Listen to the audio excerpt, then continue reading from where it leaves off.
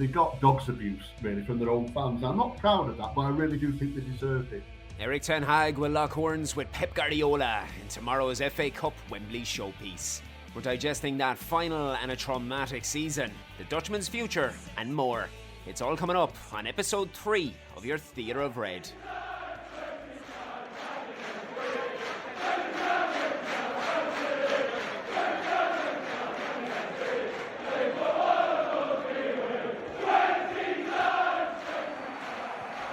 Manchester United have won the FA Cup and equalled the record of 7 outright wins. Palace slumped to the ground. Manchester United celebrate Alex Ferguson's first major trophy at Old Trafford. Thanks to a goal. We are but hours away from an FA Cup rematch with Manchester City, with speculation suggesting that Erik Ten Hag may wave goodbye to the Theatre of Dreams regardless of the result. Now, whatever your take on this particular matter, the season has presented an undeniable sense of familiarity with the now famous 1989-90 campaign under the legendary Sir Alex Ferguson. With that, I am very pleased to welcome a man who knows all too well about the period under the great Scott, a living, breathing Manchester United encyclopedia, Mr. Pete Molyneux. How are you doing today, my friend? I'm very well, thanks, Shaun. Delighted to have joined you, and thanks very much for that glowing introduction. It is an introduction befitting of the man, and I deliberately began with that famous season for good reason. I can only assume that anyone listening knows all too well about your historic relationship with this club and that particular moment that is cemented in time. But we will not assume, because assumption has got me in trouble plenty of times. So for those unaware, Pete, can you accentuate the events that occurred during the famous 2-1 defeat against Crystal Palace on December the 9th, 1989? Yeah, sure. Well, it's a long time ago now, 34 years, so not everyone will remember it. It's like a history lesson. But just to frame it, I've followed United since 1963, from when I was a 9-year-old and watched the United-Leicester Cup final, and then became hooked on United and, I guess, addicted. And I've followed them. I still go to Old Trafford now. I've followed them for 60 years now. But around about 1989, having experienced some great years in my youth, following United to the great places and gone through relegation, we'd won a few cups.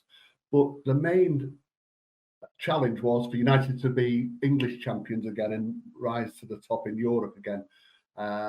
But we couldn't do that through the 70s and the 80s, despite managers coming in and trying. We could win FA Cups, but we got nowhere near Liverpool, who were hoovering up all the trophies home and abroad. And by 1989, we were on our 6th manager, I think, since the great Sir Matt Busby had left. And we were nowhere near winning the league then than we had been in any of the previous 22 years. And Fergie had come in, having followed Frank O'Farrell, McGuinness, Tommy Docherty, Dave Sexton, bought a lot of players. And basically, in that autumn and winter of 89-90, the football was turgid, absolutely dreadful. We couldn't score, we weren't scoring, the forwards weren't playing well. The selections seemed to baffle fans. Crowds were down to 33,000, and it was awful.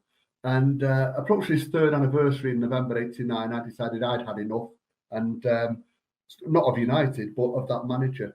So, of course, somebody of my age can't get through any podcast without saying, and of course, there was no social media in those days, but there was no social media in those days. So you either just complained to your mates or your friends in the pub or at home, or you took it out on the dog when you got back home. But you just decided all you could do was complain to the people that you live with or work with. But I wanted to go one step forward, further. It was bugging me so much that I was annoyed, and I wanted to tell the manager what I thought of him. So I got some paint out the shed and a bed sheet off the bed and made a banner. And on it, I wrote 3 years of excuses and it's still crap, Ta Ra Fergie. And shortly after his 3rd anniversary, I held that up at Old Trafford, as you say, on December the 9th, 1989. And the crowd instantly responded very positively. I was very concerned before I held it up because it seemed very disloyal. I'm a loyal supporter, but it was the manager I was having to go at, not the club. And that was it. I got it off my chest, wrapped the banner up, went home. We lost 2-1 and never thought I'd speak of it again. And here I am 34 years later, and people are still interested to a degree. So you never know what is going to be the outcome of your actions. And at the time when you did that, I think I was 4.5 years old. I had obviously I had been there because my father made sure that from a very, very early age that I was going to be tied into the bedrock there. Now in 2024, the social media, as you've made mention to, has such a prominent factor. And something that I want to ask you, because I'm very curious about this. In 2024, we almost have a divide in the fan base about everything. People just take that opportunity to argue and dispute about anything that they possibly can. You said yourself you didn't have the ability to be able to do that. You couldn't tweet in frustration. You saw fit to use this banner, and you said that it was generally well received. Was that the case with everybody that you spoke to after that? We'll say there was going to be a number of people in the run-up to the game that you presumably had told you were going to do so. But afterwards, when you were passing people that and people who saw you in the ground with the banner, was there anybody that objected massively to what you had done, or was the general consensus that the time was now for Fergie and what you did was correct? Well, that's a good question, Shaun. Nobody approached me in a negative way. Nobody at all. I can't remember. As the years have gone on, as Fergie started winning trophies, and I became the biggest fool in Christendom, there people did say yes. I didn't agree with it that day. I didn't applaud. Blah blah blah. But okay, they're perhaps rewriting history a bit. But on the day, when I held the banner up, and it was just after Palace got their second goal shortly after half, the start of the second half. It was Mark Bright, actually. Palace had a Wright and Bright combination then. But Mark Bright scored and put them 2-1 up. Palace were bottom of the league, just to put it in perspective. They'd lost 9-0 at Liverpool about 2 months before. So we were playing a poor side, but we were even poorer, if that's such a word. But no, I was angry, and that's why I wanted to hold the banner up. But I was also a bit, not afraid, a little bit apprehensive, because people didn't hold banners up in those days. I can't remember a protest at Old Trafford before that. It's commonplace now with the Glazers, etc. And people fly planes with banners behind them, etc. But in those days, folk didn't. So I was doing something quite out the ordinary, and it was only when I stood up and did it and braced myself, and my mates around me held the banner up with me, that I relaxed, because the crowd instantaneously, from those immediately around us that could read the banner, and then as it went round the ground from the scoreboard end, J stand where I sit, down United Road, round to the Stretford end, round to the main stand, did people realise what it said on the banner? It was almost unanimous applause. It was cheering, it was clapping. Fergie wrote in the programme the following week, it was his darkest day in football, and he wrote in a couple of books after that. He'd never had a crowd turn on him like that. I don't say that in a great pride now, but I did it for good reason. But no, the reaction, Shaun, was very, very positive in the ground. The stewards didn't, well, it's not stewards then, the police didn't like it and tried to take the banner off me, and people helped protect me. And I got out the ground without getting arrested. So no, I was a little bit of a hero, if I may say that. And walking back from the ground to the car, I had quite a distinctive haircut then, quite a curly permed hair, dark hair. So I was a bit like King Charles I. So people noticed me a little bit, and they shouted out the windows, "Well done, mate! Hey, well done! Held the banner up. Good on you, mate." So it was very, very positive. I haven't done it for that sort of response. I just did it because I wanted to get it off my chest. But it seemed, and I got a bit of coverage in the fanzines at the time. Red Issue and Red News and United We Stand covered it, and were very positive about me doing that, and were critical of, if anything, the police for trying to take the banner off me. So no, I was. It went down very well, which showed the feeling in the ground that they'd become tired of the manager as well. And they're always the last people, Shaun. I think the people that go to Old Trafford, I'm not saying they're better or more knowledgeable fans, but they are the guys and gals that pay week in, week out, or up front in the summer every year. They're usually the last ones to give up on the team, or the manager, so not on the team, on the manager. And the feeling then was, yeah, we'd had enough. We'd had 3 years, we'd spent a lot of money, and it looked like we were getting nowhere. We danced with relegation from October right through to March. We finished that season with only 5 points off Sheffield Wednesday, who actually went down. So we were in the relegation zone. It wasn't like are we just missing out on the top four. That didn't matter then. We were flirting with relegation. Football was turgid. Crowds were down, and he just wasn't playing it the United way. And he spent a lot of money. It had long enough, so it was time to go.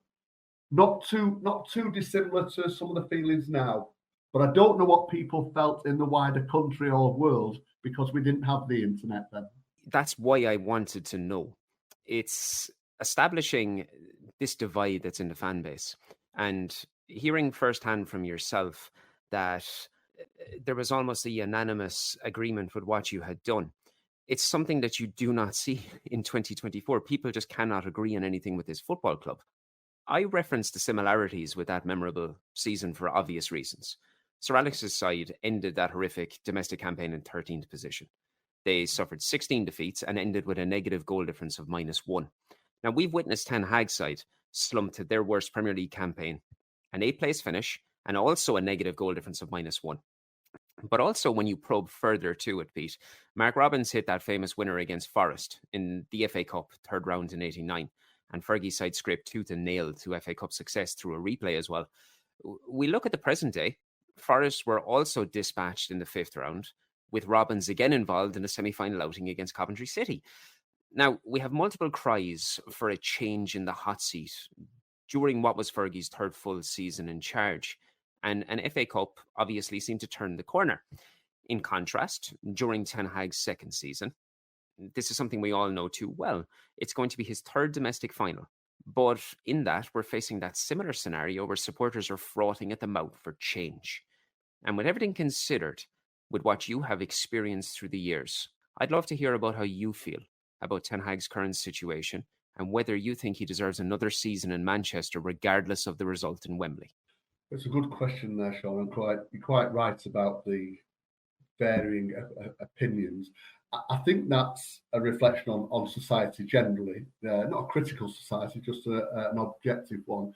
If I put a turnip up on a picture on the internet, you would get a variety of opinions that it was a good turnip or a bad turnip, or I shouldn't have done it, or I should have done it. Anything now, what we realise is that we don't all agree on everything the same. You think you do. You tend to hang around in your group socially, if you like the same football team or musically or whatever. But on the internet, there's everybody all around the world. So I think that's one difference between '89 and now. Obviously, that's to do with social media.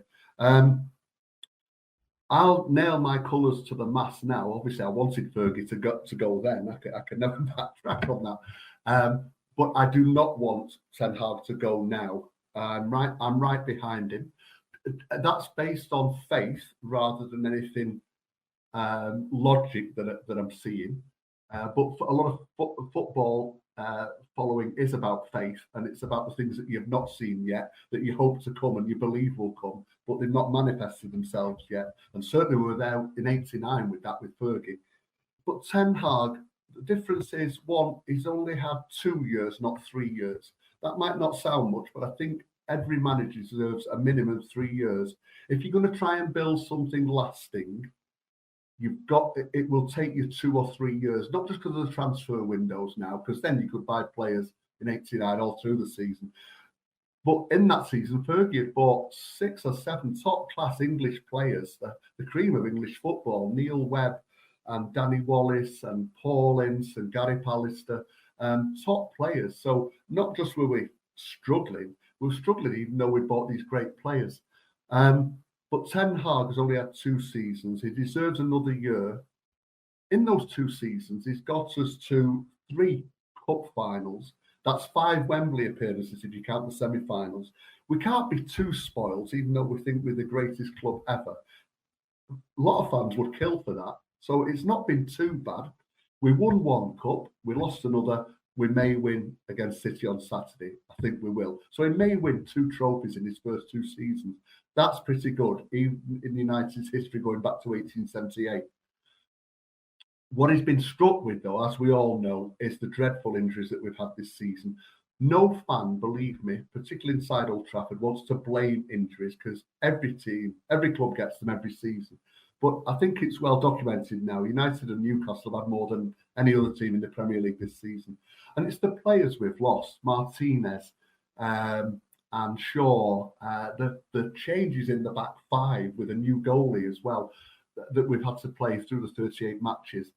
There are reasons why we've not been at our best. If you throw in then that Sancho disappeared at the start of the season, Rashford is an enigma that we still can't understand. Anthony's not burst into life yet. There are real reasons why we've had a poor season. He's got to sort that and get it right next season, but he deserves the chance to do it. It took Klopp and Guardiola, even with all the money they had and the reputation, to get the things they wanted at City and Liverpool recently. It took Busby 7 years to win a league title at United in the 40s and 50s. It took Fergie 7 years to win a league title in the 80s and the 90s. So we've got to be patient and resist pressing all those Ten Hag out buttons on our computer. I couldn't agree more. And I've come in for a lot of slack on the aforementioned social media channels for my opinions on this. But I agree implicitly with what you're saying. As we have established where we both stand in terms of supporting the manager and the inevitable importance of backing a project to gain the maximum output from the planning that went into bringing that manager there in the first place, Ineos have arrived. They've obviously already established multiple areas of issue. This is well documented. And they have as many areas that require immediate attention. I'm not entirely convinced that Ten Hag has justified being one of them when you consider all of the variables, particularly what you're mentioning regarding the injuries. Furthermore, the Dutchman has continuously appeared more or less confident, I believe, when he's discussing his future with the media. And he has stated on several occasions that he believes common sense will prevail as a factor for consideration within the ownership. On Wednesday, as you're aware, Gianluca Di Marzio shook the internet up when he claimed that Erik ten Hag was to be sacked following tomorrow's fixture, regardless of the outcome. I know as United fans, we're perfectly aware paper never refuses ink. Manchester United guarantees clickbait. As long as you insert Manchester United in some way, shape or form into an article, you're going to get a response. That said, I found the timing rather strange and borderline desperate, not to be critical of an individual who has had a lot of correct information through the years. But when you consider how tight-lipped hierarchy has been regarding the future of Erik ten Hag, I feel releasing this statement 3 days before a season-defining 90 minutes seems about as counterproductive as you could imagine. What were your thoughts regarding the report? Is it just another day of Manchester United media, or do you think that there's something a little bit more in this? Well, only time will tell. But of course, it's not the club that's released this. It's a reliable source, an informed source, or a guy who usually calls it right. I've not followed him that closely, but you're spot on there. Manchester United sell papers. They sell space on social media. It was always thought, even before we had the internet, United sell. And of course, the nice stories don't sell. Nobody reports on the planes that landed safely or the trains that didn't crash. You report on the jeopardy, the disaster, and that's life. That's life. I'm not complaining about that. It's just a fact of life. But he has probably got some mileage out of that story that no matter what happens on Saturday, United will sack Ten Hag. I don't think he's got that inside knowledge. I don't think United will sack Ten Hag. I don't know much about Jim Radcliffe, except he's a very successful businessman. You're not usually that successful in business if you don't know about, well, business, money, products, sales, but also about people, how you manage those men and women in your company. And unless there's something unknown at the back of it all with Ten Hag that the public don't know about, I don't see any reason why we would sack him this weekend, whether we win or lose. So I think the fella you mentioned, God bless him, is going to be proven to be wrong and have egg on his face. A bit like that fella that held up the banner in 1989 about saying Fergie should go. Very good, very good. Now, focusing on the fixture itself, because we're speaking now for nearly 20 minutes and we barely mentioned football. United have welcomed a collection of first-team players back into contention for this fixture, namely Lisandro Martinez, and Marcus Rashford is obviously amongst many. Given the nature of the task at hand tomorrow, I firmly believe that Manchester City, just like any side, can be beaten on any given day, particularly in a cup final at Wembley.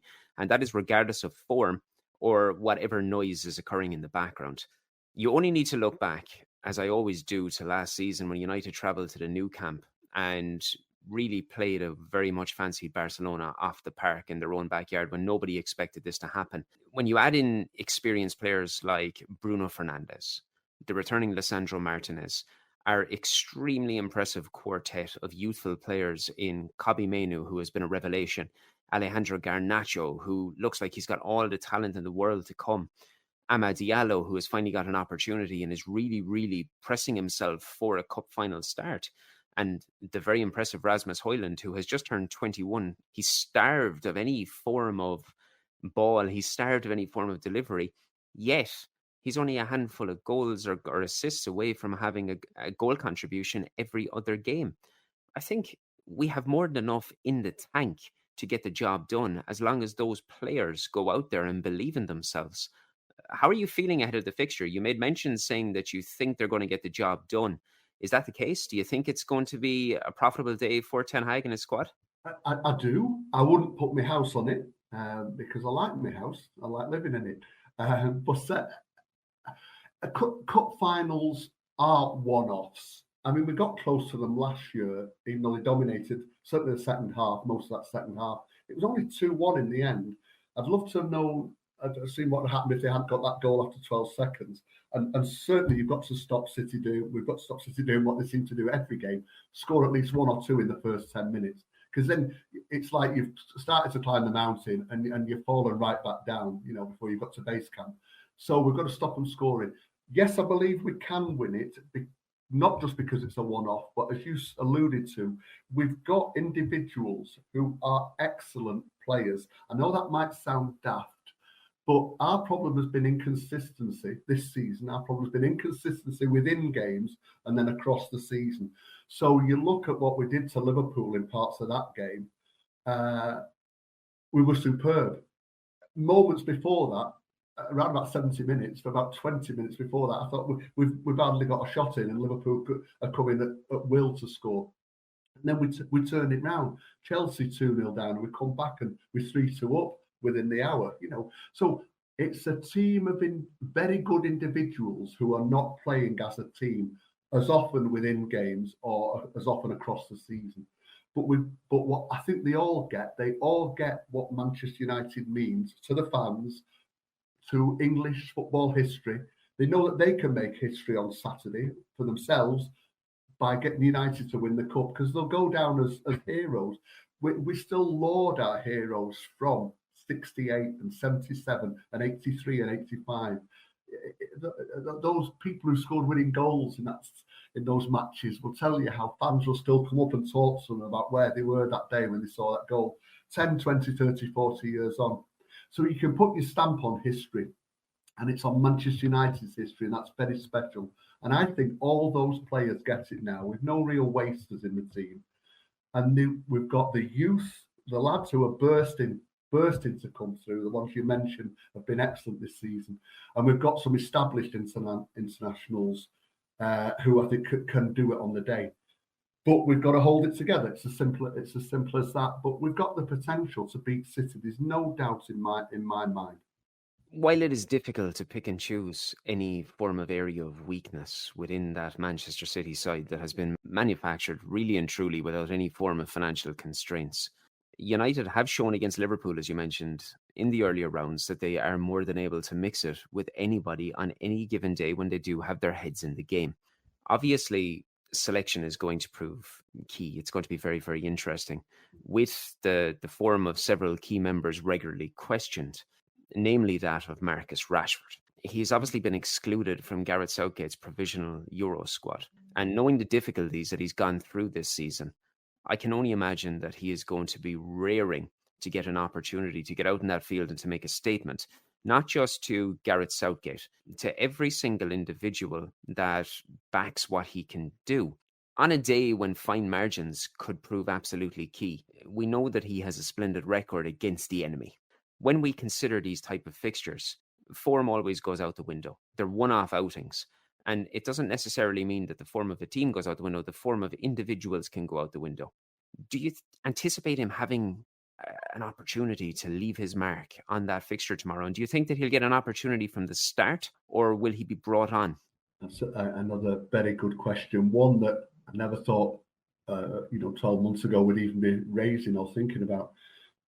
But again, just to frame the Rashford situation, having watched football and watched United for 6-7 decades, there's very few things that remain mysteries. But the Marcus Rashford situation, that really baffles me. I've seen him since he made his debut in the game against Midtjylland, was it? And then he scored against Arsenal on the following weekend as a 16-year-old. Love the fella as a man and as a footballer, and he's one of our own. He's come through the ranks, and at Old Trafford we absolutely adore that, as you know. But something's happened in the last 2 years which defies logic. So if you go back about 18 months, maybe 2 years, he lost his form around about the end of when Ragnick was managing. Not because of Ragnick, not saying that. But he couldn't. His scoring went. He wasn't getting goals. His scoring went off key. Worse than that, though, every time I watched him, he couldn't get past defenders. He was trying to jiggle past, and every time he just stuck out a leg and he lost the ball. And it looked like he'd lost something. It looked like he'd just gone off form. But that lasted for about 6 months, maybe. Then, around the time that Ronaldo went, funnily enough, after he decided to go on the Piers Morgan show and end his career with United for the second time, what coincided with that time, right about that November, is Marcus Rashford started scoring for fun. We had the break for the World Cup, but when it came back in just before Christmas and right through 2023, the first few months of that year, he was scoring goals from anywhere within 30 yards, on the right, on the left, down the centre, couldn't miss. He had a sort of shoot on sight policy, home, away, and he was superb. And he thought, right, he's put his woes behind me, whatever it was, and he kept doing the thing to his head, didn't he? Which kind of implied, I've got my head together now, I guess. And that took us through to well into the end of right up to the end of last season. This season is gone backwards again to that player who just doesn't score many, can't get past defenders, can't get crosses in. Worse still, he's had a couple of off-the-field issues. Now, of course, some of our greats like Robson and Keane and Cantona had their off-the-field moments. But Rashford seems to just making some poor decisions on that. So I don't know what is wrong in the man's life, whether it's football-related or personal or it's both. But he's not the man, not the player he was. He needs to sort that out, ideally. If not, the manager's got to sort it out. And what I mean by sort it out is either get it resolved within the club or the guy's got to go. Like some of those other players I mentioned, Sancho and Pogba and Lingard and Ronaldo, part two. They have to go if they don't fit in. Otherwise, they are tainting the dressing room.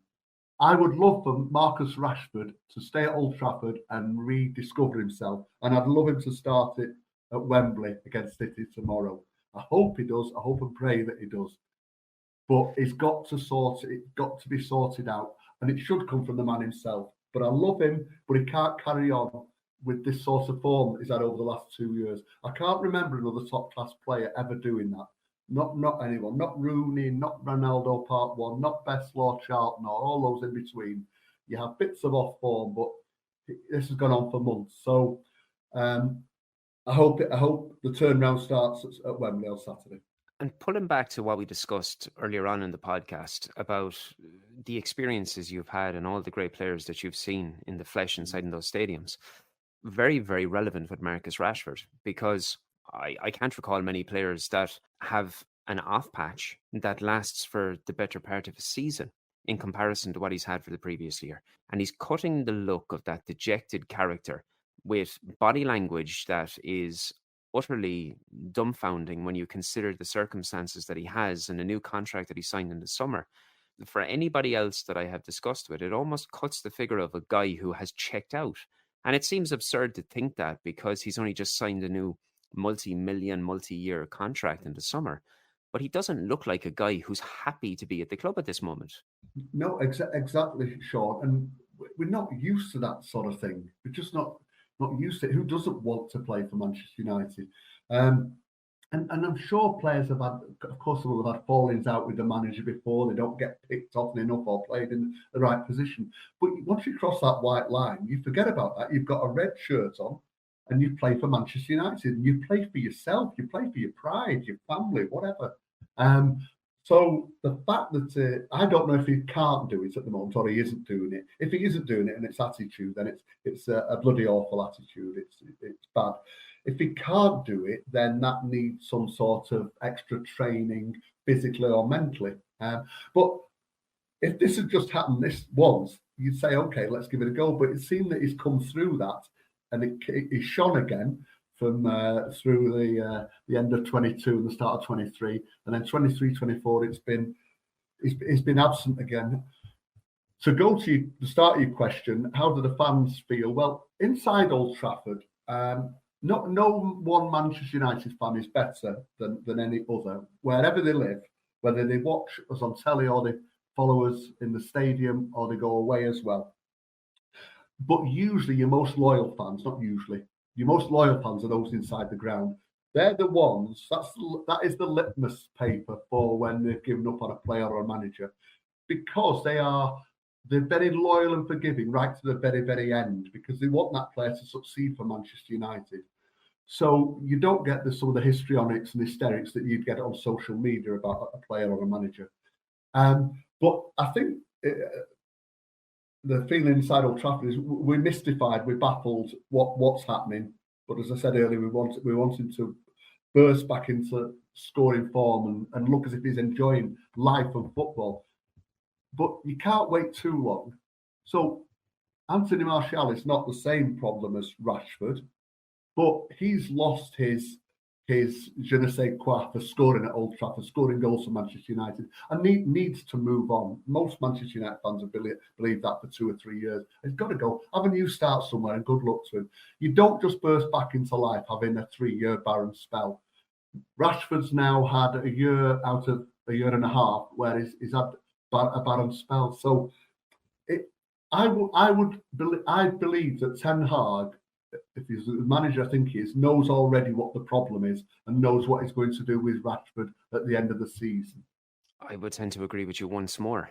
And one final player I want to discuss is a man who's going to have a crucial part to play in many people's player of the season is Diogo Dalot. The Portuguese fullback almost personifies the benefits of remaining committed to an individual and inevitably reaping the rewards. Just how impressed have you been with his continuous availability and his regular high-level performances for the squad this season?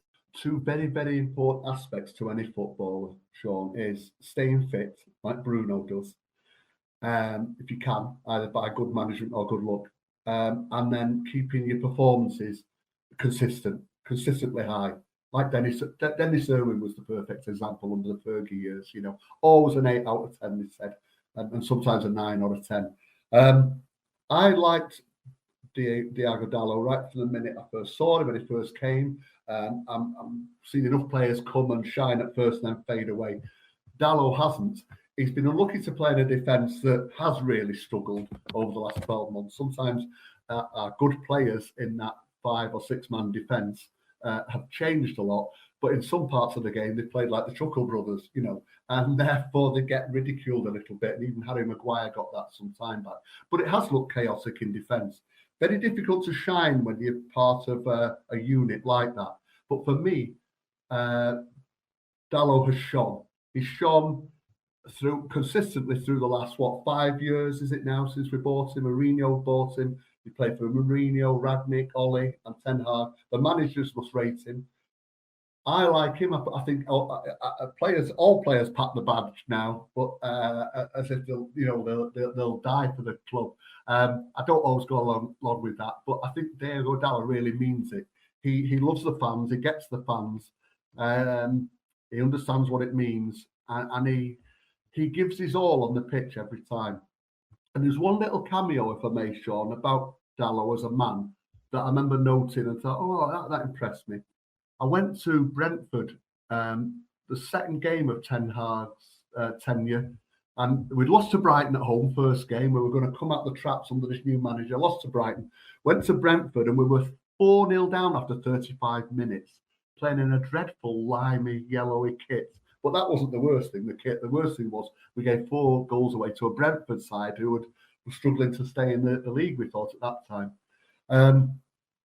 United played dreadful. We stopped the hemorrhaging of the goals at 4-0.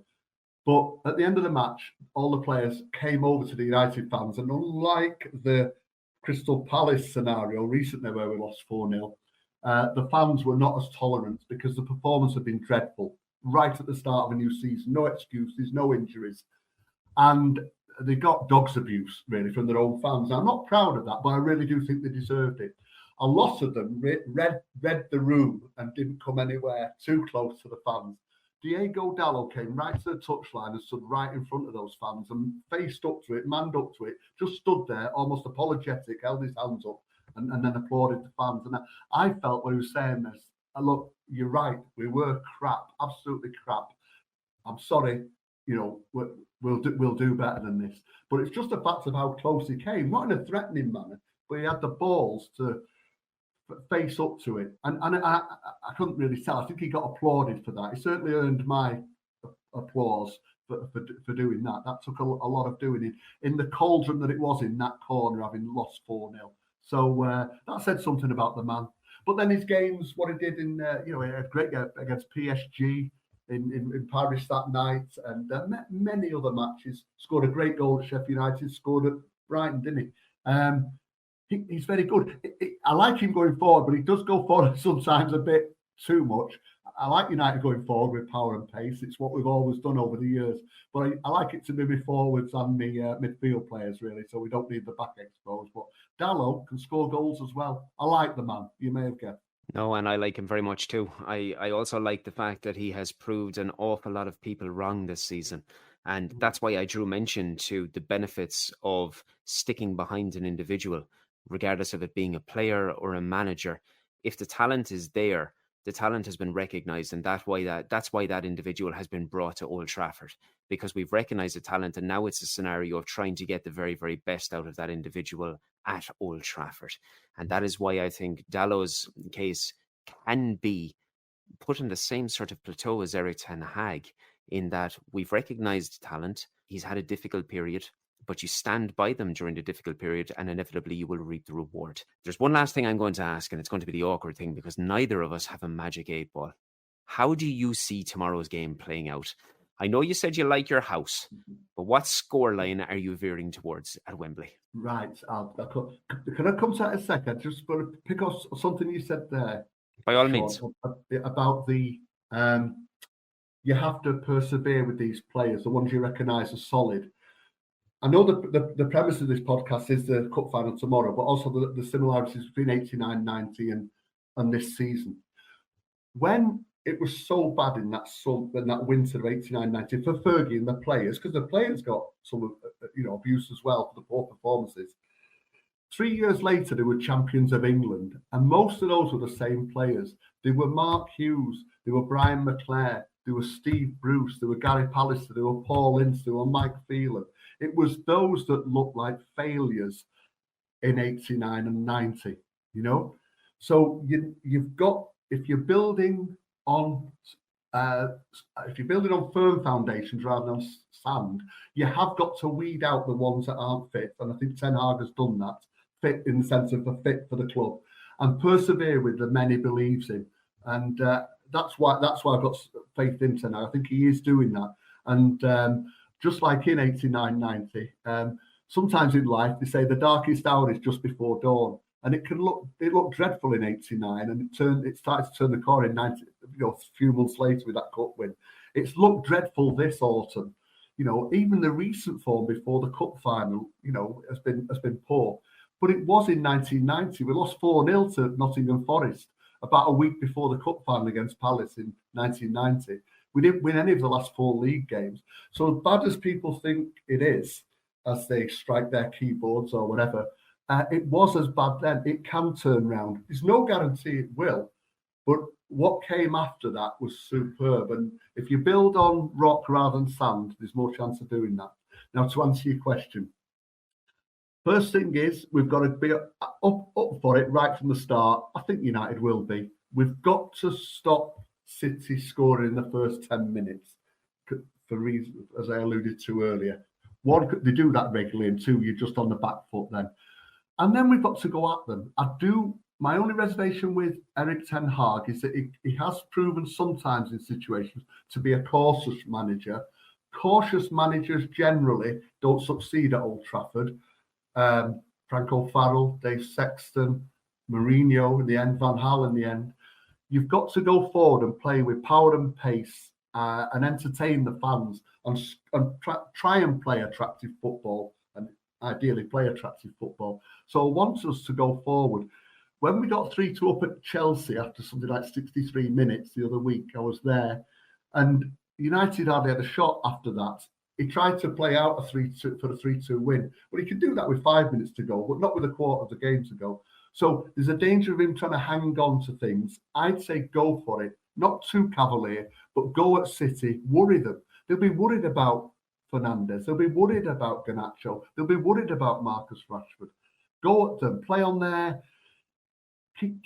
Just go at them, and let's rattle them. And I think what will happen, it'll go 1-0 for United, 1-0, 2-1 for United.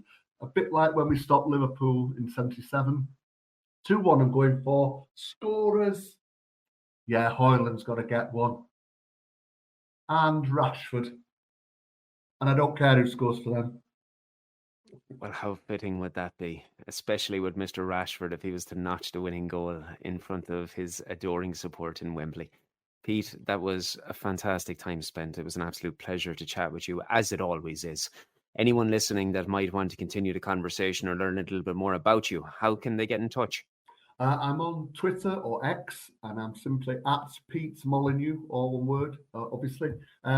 Please come on and tell me what you think, whether you agree or disagree. I'm always happy to have an objective chat about footy, because none of us have a monopoly on common sense or knowledge when it comes to football, and I'm the walking proof of that. And if you're looking for little omens, Shaun, if you're looking for little omens between 89 and 90, you mentioned that we played Forest in both those cup runs.